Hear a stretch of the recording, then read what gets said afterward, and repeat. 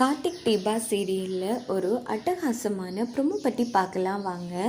அதுக்கு முன்னாடி நம்ம சேனலை சப்ஸ்கிரைப் பண்ணாதவங்க கீழே இருக்கிற சப்ஸ்கிரைப் பண்ணை கிளிக் பண்ணிவிட்டு பக்கத்தில் இருக்கிற பெல் பட்டனையும் கிளிக் பண்ணிடுங்க. சரி வாங்க வீடியோக்குள்ளே போகலாம். இப்போ பார்த்தோம்னா கல்யாண மண்டபத்தை தான் காமிக்கிறாங்க.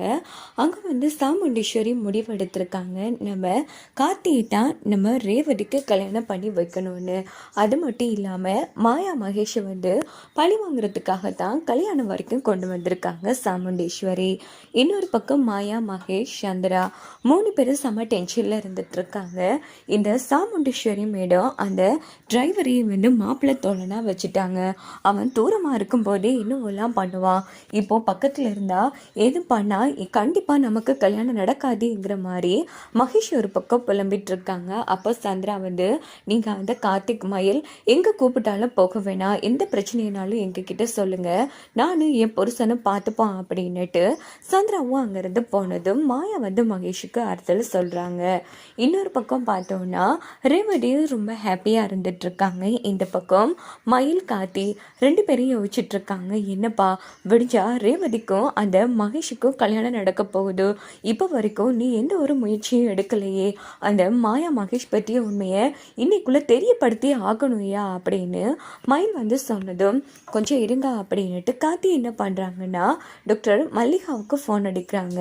இப்படி நீங்கள் அன்றைக்கி பிரச்சனையில் இருந்தப்போ நான் உங்களை மீட் பண்ண வந்தேன், ஒரு முக்கியமான விஷயம் பேசணுன்னு, அதை இப்போ பேசணுன்னு ஆசைப்படுறேன் டாக்டர், நான் வரலாமா அப்படின்னது உடனே நம்ம மல்லிகா சரி நீங்கள் இப்போ எங்கே இருக்கீங்க அப்படின்னதும் கார்த்தி நான் இப்படி சாமுண்டீஸ்வரி மேடத்தோட கல்யாண மண்டபத்தில் தான் இருக்கேன் அப்படிங்கிறாங்க. சரி நீங்கள் அங்கே இருங்க, நான் இன்னும் கொஞ்சம் நேரத்தால் வந்துடுவேன் அப்படின்னுட்டு இந்த பக்கம் மல்லிகாவும் கிளம்பி நேராக மண்டபத்துக்கு வராங்க. இன்னும் கொஞ்சம் நேரத்தால் மல்லிகா மேடம் வந்துடுவாங்க.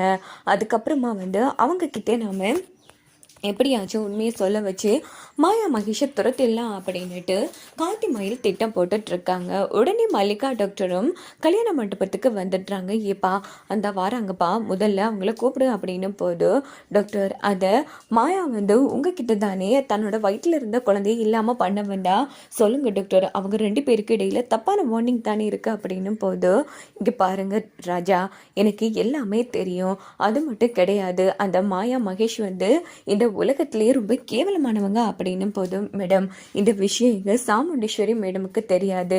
ஏன்னா இப்படிப்பட்ட ஒருத்தனை எங்கள் வீட்டு ரேவதிக்கு கல்யாணம் பண்ணி கொடுக்கறதுக்கு முடிவு பண்ணியிருக்காங்க. அதனால நீங்கள் தான் இந்த உண்மையை மேடம் கிட்ட சொல்லி எப்படியாச்சும் தடுத்து நிறுத்தணும் அப்படின்னும் போது மல்லிகா சிரிக்க ஆரம்பிக்கிறாங்க. இங்கே பாருங்க, நீங்கள் அவங்க குடும்பத்து மேலே இவ்வளோ அக்கறையாக இருக்கீங்கிற ஒரு காரணத்தால் இந்த விஷயத்த சொல்கிறேன்.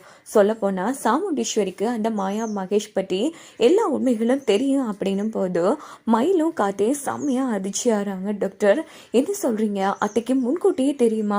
என்னப்பா இதெல்லாம் அப்போ தெரிஞ்சுமா அத்தை கல்யாணம் வரைக்கும் கொண்டு வந்திருக்காங்க? ஐயோ குழப்பமாக இருக்கேச்சு, அத்தை இப்படி நடந்துப்பாங்கன்னு நான் கொஞ்சம் கூட எதிர்பார்க்கலப்பா அப்படின்னு மயில் வாய்க்கு வந்தபடி பேசிட்டு இருக்காங்க. இங்கே பாருங்க மயில், உங்களை மாதிரி தான் நானும் ஒரு நிமிஷம் டென்ஷன் ஆகிட்டேன். சாமுண்டீஸ்வரியா இப்படிலாம் பண்ணுறான்னு, ஆனால் அவன் ஏதோ ஒரு திட்டத்தில் தான் பண்ணிகிட்ருக்கான். அந்த மாயா மகேஷை பழி வாங்குறதுக்கு தான் இந்த கல்யாண மண்டபம் வரைக்கும் கொண்டு வந்திருக்கா. கல்யாணம் நடக்கும், ஆனால் ரேவதி கழுத்தில் தாலி கட்ட போகிறது மகேஷ் கிடையாது, வேறு ஒரு மாப்பிள்ளை.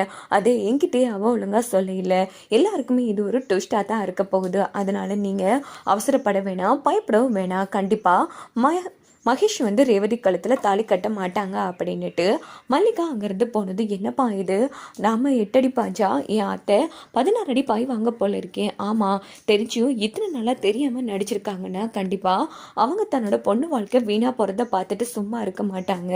அப்படின்னா அத்தை ஏதோ திட்டம் தான் போட்டிருக்கணும் அப்படின்னது. ஏப்பா அதை மகேஷை அசிங்கப்படுத்தி ஒருவேளை ஒன்று தாலி கட்ட சொல்ல போகிறாங்களோ, இங்கே ஆவுன்னா அங்கேயே நிற்கிறீங்க, கொஞ்சம் கம்மன் இருக்கீங்களா அப்படின்னு கார்த்தி சத்தம் போடுறாங்க மயில்கிட்ட.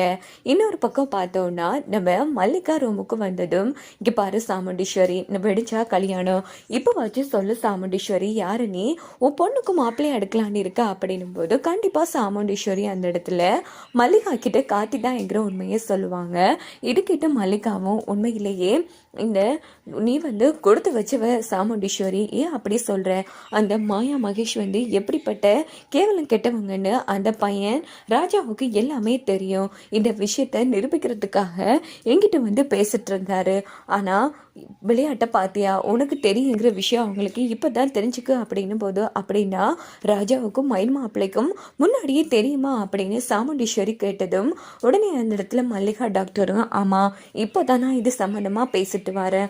அவங்களுக்கு உண்மை தெரிஞ்சும் உன்கிட்ட சொல்லி நிரூபிக்க முடியாத நிலைமையில இருந்திருக்காங்க. ஆனால் இப்போ எல்லா விஷயத்தையும் நான் எடுத்து சொல்லியிருக்கேன் அப்படின்னும் போது, நல்ல வேலை முன்கூட்டியே ராஜாவுக்கு தெரிஞ்சது நல்ல விஷயம்தான். பாத்தியா, ராஜா வந்து என் குடும்பத்து மேலே எவ்வளோ அக்கறையாகவும் பொறுப்பாகவும் நடந்துக்கிறான்னு. அப்படின்னா என் பொண்ணுக்கு அவனை விட ஒரு நல்ல மாப்பிள்ளை இருக்கா சொல்லு மல்லிகா அப்படின்னு போது, உண்மையிலே நீ கொடுத்து வச்சவதான்.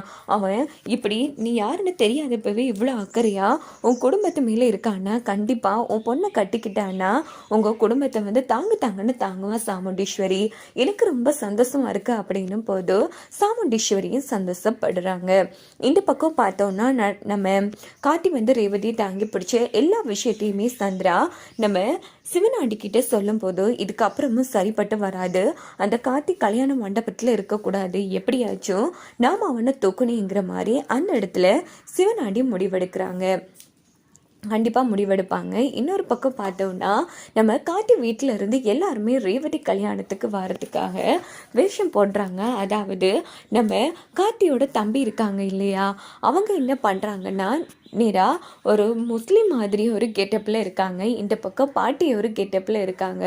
ஸோ எல்லாருமே சாமுண்டீஸ்வரி அவங்கள அடையாளம் காணாத அளவுக்கு வேறு ஒரு மாறுவேடம் போட்டு தான் இந்த கல்யாணத்துக்கே வரப்போகிறாங்க. வாங்க வெயிட் பண்ணி பார்க்கலாம் என்னெல்லாம்